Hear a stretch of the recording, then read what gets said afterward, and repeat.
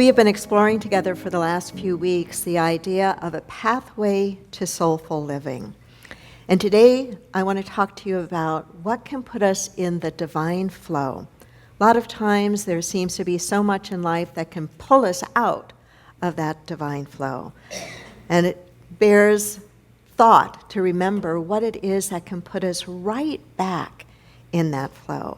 And to me, there are two qualities that do that. They are the practice of gratitude that then leads to the experience of grace. The practice of gratitude that then leads us into the experience of grace. And so as we've been on this journey of a path to soulful living, we've looked at the idea of forgiveness, just how important that is, whether it's forgiving ourselves or forgiving others or both. That forgiveness clears the channels, so to speak. And then last week we looked at the idea of there's a big difference between feeling broken by things that happen to us in life or allowing when those things happen that are heavy and difficult to not break us, but to break us open. And in that breaking open, what we experience is an inward spaciousness for something else to be able to emerge. If we go through life with clenched fists, with closed hands, and with such a tight grip, there's no way that something new can come in. That for that something new to come in, there needs to be that spaciousness. There needs to be some opening up and opening into. And so forgiveness helps to clear that channel and recognizing that those things that might at first feel like they're breaking us down should also serve the purpose of breaking us open so that new can emerge. And when that new begins to emerge, there's a flow, there's a feeling to it. And that feeling, I think, can be deepened and cultivated through the practice of gratitude that leads us to the experience of grace. Meister Eckhart, the 13th century mystic, think about that for a moment. That's a long time ago, right? The world was very, very different then, but human experience, the hurts that people feel, the longings that people feel, was probably so very much similar to what we experience today. He said all those years ago that if the only prayer you ever prayed was, thank you, I was waiting for you to answer, was thank you, it would be enough. That's a powerful statement, isn't it? If the only prayer you ever prayed was thankful, that would be enough. Why? I wish he were here so we could ask him directly, but I suspect that it might have something to do with the fact that when we express and feel a genuine thank you, that is a statement of fact, that we are recognizing the good that is present in this moment. Thank you. Thank you. The only prayer you ever prayed was thank you. It would be enough. So I want to talk about a few pillars, 5 pillars or ideas that can help us with this idea of the practice of gratitude that can open the way for us to experience what we call grace. Excuse me. And the very first pillar is this. It is the pillar or the idea of releasing the burden of expectation. Take that in for a moment. Releasing the burden of expectation. Say that with me. Releasing the burden of expectation.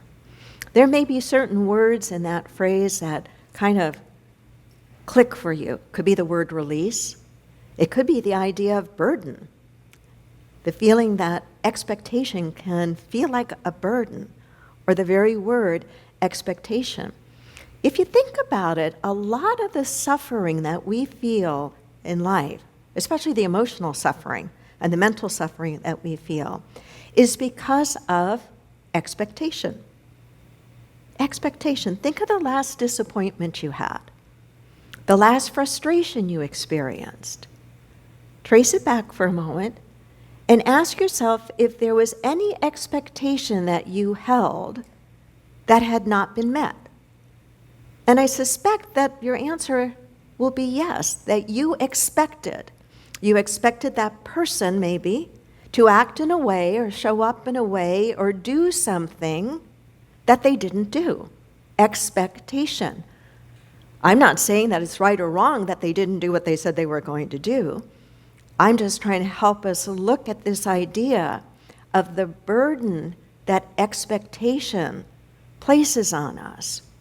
And a lot of us may tend to have very unrealistic expectations, very high demands of ourselves and others and the way things are supposed to work. And if we tend to fall into that category, we may very likely experience a lot more burden and a lot more disappointment, because have you not noticed that things don't always work the way you expect them to? That people don't always show up the way you expect them to. So a lot of our expectation does in fact come from, a lot of our suffering is what I meant to say, does in fact come from expectation. You know, I forget who I was talking to recently, but I was talking to somebody about marriage and talking to them about how different marriage is today, I think, than it was several generations ago. That several generations ago, I think the expectations of marriage were actually easier to meet than they are today. And especially if we go way back when lifespans were much shorter. You didn't have to live with that other person as long. I mean, there's a lot of truth to that, right? A lot of truth to that. One of you was gone before you had to finish dealing with it, right? The expectations long ago were more physical expectations, provisional expectations, maybe some companionship. But if you think about it today, the expectations that we have, whether it's marriage or a committed partnership or a real deep friendship, the expectations we tend to have are much harder to fill. We have a lot more that we are expecting, many of us, from that primary relationship for all of our different needs to be met. And we're probably going to find that in most cases, maybe not all, but in most and definitely many cases, that is unrealistic. And so what are we doing with those expectations? We are setting ourselves up for suffering. The antidote to that is appreciation. The antidote is to look at what our expectation is and then try to shift into a place of appreciation. Expectation is usually about something that is going to happen in the future, or we think should be happening in the future, that it should be coming to us, but it's not here now. Whereas gratitude and appreciation is centered in the moment, right? Thank you, in the moment. Expectation is the ego's attempt to tell the universe to operate on our timeline. And it doesn't usually work very well. But if we trade, or at least soften, expectation for gratitude, we're going to find that we move into a very different qualitative place, a very different qualitative experience. So the first is this idea of releasing the burden of expectation. The second is the idea of adopting the lens of gratitude. Adopting the lens of gratitude. Say that with me. Adopting the lens of gratitude. Have you ever literally put on a pair of rose-colored glasses? Or glasses with a different color to them, purple glasses or something? And what happens when you put those on and you look? Everything changes, right? At least it changes from our place of looking. It actually doesn't change at all externally, but our experience of it changes. When we adopt the lens of gratitude, we are making a practice of the way we are going to look outwardly at our life, the way we're going to look outwardly at one another, the way we're going to look at our opportunities, the way we're going to look at our problems, the way we're going to look at the news from the doctor or the news from the television set. the lens of gratitude. It doesn't mean that we don't see what's going on. We do. But we're not held hostage to the limitation or the negativity. We're able to look through the lens of gratitude, the lens of appreciation, to find something in it that we can genuinely be grateful for. There were two little boys who were out playing, and one of them asked the other, "Wouldn't you hate to wear glasses?" You know, that's something that a lot of kids in school, if you were fortunate enough, as was I, to not have to wear glasses in school, that was kind of an advantage. The kids that wore glasses, what often happened to them? They got teased, right? What was an expression sometimes that was used in school? Four eyes, right? And if you were one of those four eyes, that probably hurt a bit, right? And it's no fault of yours that you were born into a body that had some challenges with your eyes that needed to be corrected. But these two little boys were playing and talking about, wouldn't you hate to wear glasses? And the one little boy said, no, I don't think so. Not if I wore glasses like my grandma, because my grandma always sees what you can do on a rainy day. My grandma always sees what you meant to do even if you messed up. My grandma always sees something fun to do even when it's not so nice to go outside. I wouldn't mind wearing glasses at all if I wore glasses like my grandma. And I asked her one day, how is it that you always see so many fun things? And she said, well, as I got older, I guess I just learned to look at things differently. And so the little boy said to his friend, so if I wore glasses like my grandma, it must have been that made her see the things that she saw the way that she saw them. To put on grandma's glasses, to put on the lens of gratitude, to be able to see the good in each person, even if sometimes we have to look really hard, to see the good in each opportunity. Unity talks about beholding the Christ in one another. And it doesn't mean a religious connotation of Jesus the Christ, because Christ was a title of the anointed one, the awakened one. And so in Unity's practice of finding or beholding the Christ in one another, it's the same as the Hindu practice of namaste. The divine in me recognizes and sees the divine in you. And you know what? Sometimes that's easy to do, right? Am I right? Sometimes that's easy to do. Do you have anyone in your life right now that it's difficult to do that with? I can tell by your sound. Of course, we all do. We actually ought to be grateful for them because they help us to grow into a better version of ourselves. But the namaste intention, the namaste energy, when directed toward that one that is difficult for us to feel that way about, is to say that even if I can't see it, even if I'm not always on the receiving end of it, I know it resides in you. Does that make sense? You're awfully quiet. Does it make sense? I mean, if we are all children of God, and that's a fundamental belief we hold in Unity, that we are all made in the same image and likeness, then either all means all, or there's some loopholes. And we don't believe that there are any loopholes. It's just that in some situations or relationships, it demands more of us putting on grandma's glasses to be able to find that and to hold that. Third pillar, third idea, is embracing what I call the super wide angle view. Embracing the super wide angle view. Say that with me. Embracing the super wide angle view. Isn't it cool to have so much ability, camera, photography ability on our phones? How many of you remember actually holding a camera and having to zoom the lens and open the aperture? And Dan Phillips, I think of you and your amazing photography work, and just being able to, take a wider angle or focus narrowly.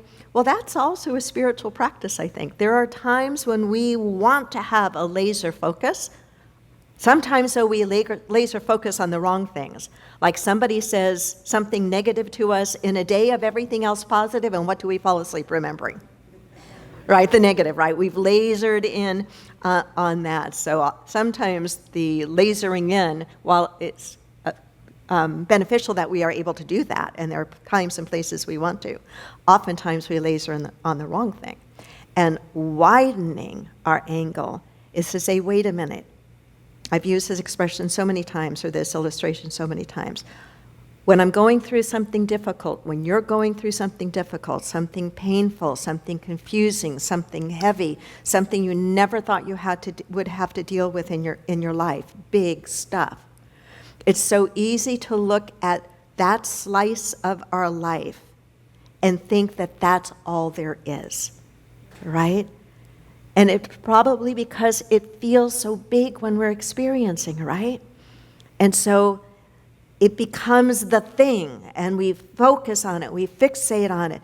The wide-angle view is to remind ourselves that while this thing is happening, however serious, deep, frightening, bad, traumatic it may be, it is not the totality of our experience.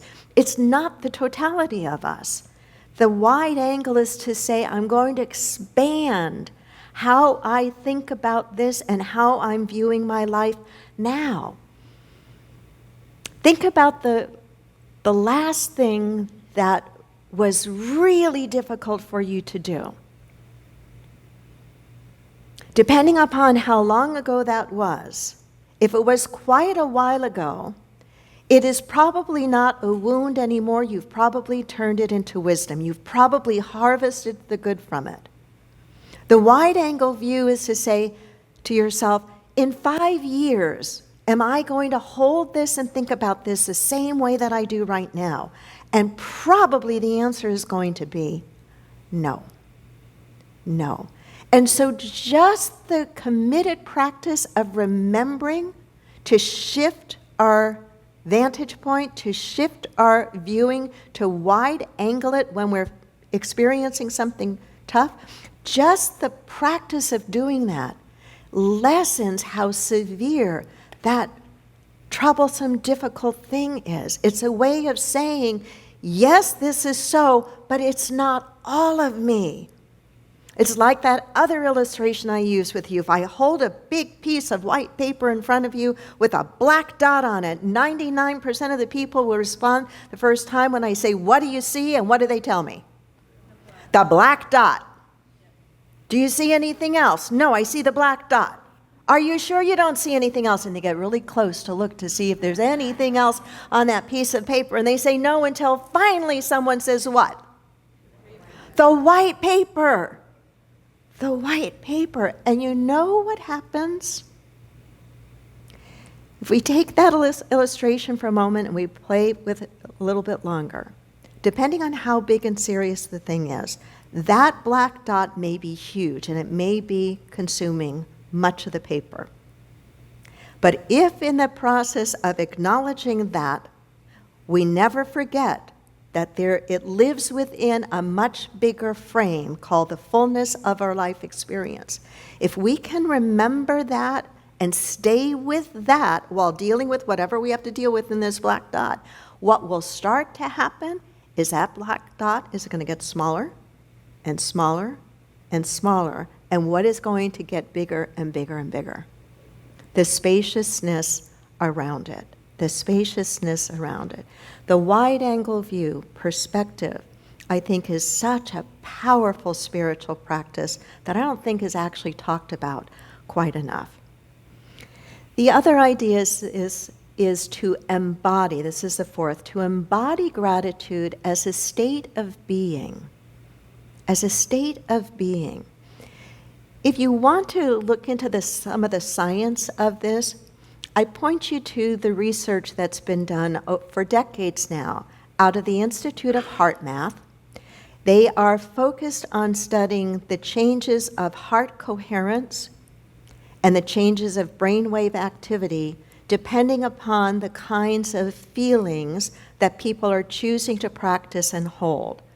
And what their research has found again and again and again, of all the healthy, uplifting feelings we can hold, the one that puts the heart in the state of physiological coherence, the very best, is a feeling of gratitude/appreciation.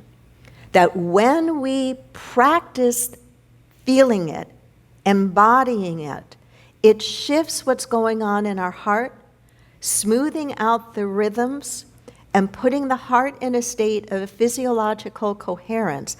And where that becomes valuable and helpful is we become more attuned with this in unity language, with divine mind, with God mind, and we become much better able to intuit or to sense or to receive that wisdom, that guidance that is always present. But when we are in a chaotic mind and an incongruent heart, it's like a lot of static and interference on a radio station.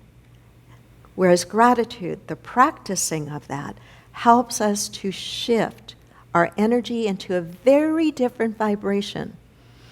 If you've been part of Unity for any length of time, you know that we recognize the power of the vibrations that we put out into life, right?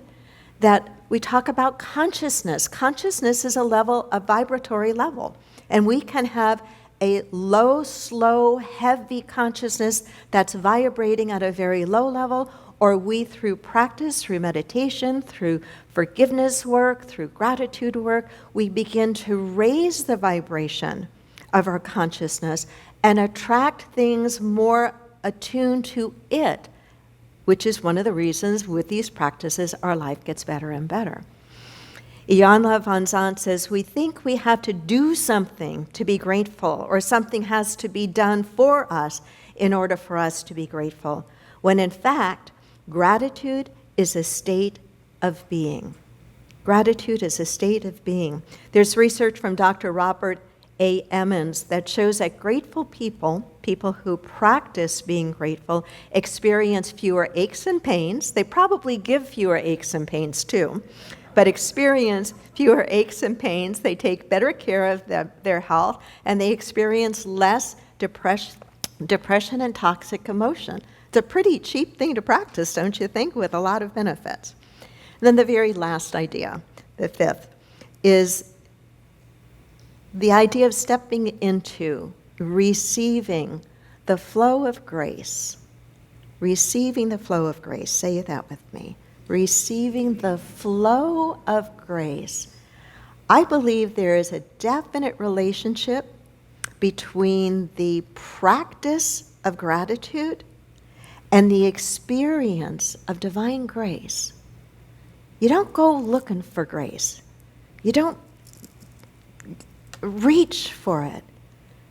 We prepare ourselves to receive grace by virtue of the inner work that we have done, by virtue of the consciousness that we hold, by virtue of the gratitude that we feel inside. Grace is that feeling of being suddenly overwhelmed by the universe's goodness, power, and beauty. Nod your head if you've had that experience, at least one time in your life. There's this feeling of grace that you weren't seeking for it, but you were paying attention and you noticed it when it came. It was this overwhelming sense of the goodness, the beauty, the power, the rightness of life in that moment. You were a divine receptor for it. Let me clarify Unity's view of grace. While it feels unearned, in Unity, grace is not a magical handout. It's the law of good in manifestation. Grace is a flow of the Christ consciousness that moves effortlessly when the personal will or ego finally steps aside. Grace is unearned because it is always available. It's simply the divine self expressing through us when we get out of the way. And the beautiful thing about it is that grace, though it may feel like a mystery, it meets us where we are, but it does not leave us where it met us. Namaste.